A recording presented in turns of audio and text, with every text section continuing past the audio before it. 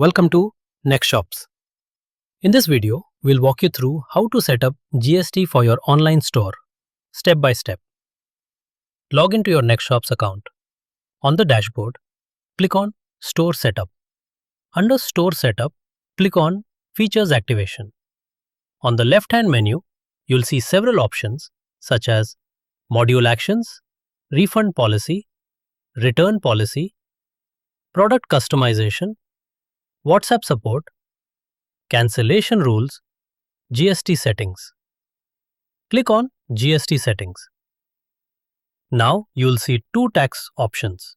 Inclusive of tax. This means GST is already included in your product price. For example, if your product price is 1000, it already includes GST. Exclusive of tax.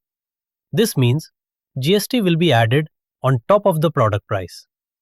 For example, if the product price is 1000 and GST is 5%, the final price will be 1050. Choose your preferred option, inclusive or exclusive. Next, enter your GST number and then select the applicable GST percentage, 5%, 12%, or 18% for your products. Finally, click the Update button. That's it.